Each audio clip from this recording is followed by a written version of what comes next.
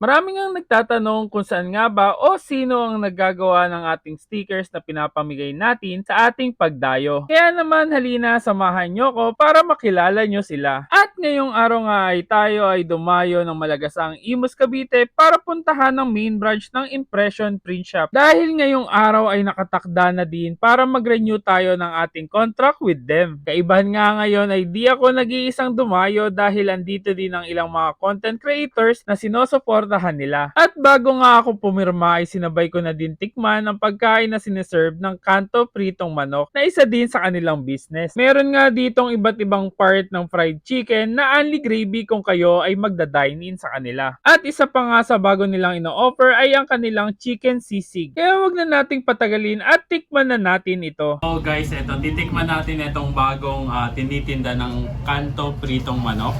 Ito yung sisig fried chicken. So ito guys, 75 pesos lang. Meron ka ng isang java rice at saka meron ka ng sisig chicken. So pan muna natin to sisig. Perfect pa. Labas.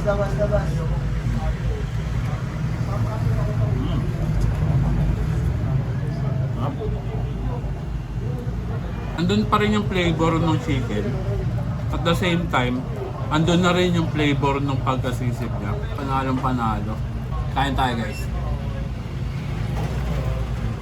At dahil nakakain na tayo at busog na, eto na, pirmahan na. At another contract to sign mga box. Abangan nyo din ang mga pasabog ni Impression Print Shop kasama ako at ang ibang content creators. At maisingit ko na din pala kung naghahanap kayo ng gumagawa ng quality stickers, tarpaulin, t-shirt printing o kahit ano pang bagay na related sa printing. Aba, huwag mahiyang magtanong at dito ay affordable ang service na binibigay nila. Kaya naman kung kayo ay may katanungan or any other inquiries, you can message their Facebook page na nandyan sa screen nyo. At dito ko na nga muna tatapusin ang mabilisang pagdayo. Muli, salamat sa Impression Print Shop sa muling tiwalang ibinigay nyo sa akin. At kita-kit sa susunod natin na dadayuhin kung saan nga may masarap, mura at kakaibang kainan. For Dayo Invites, collabs, and sponsors, message our Facebook page and follow us on all our social media accounts. And don't forget to eat, ride, and grind. Let's go!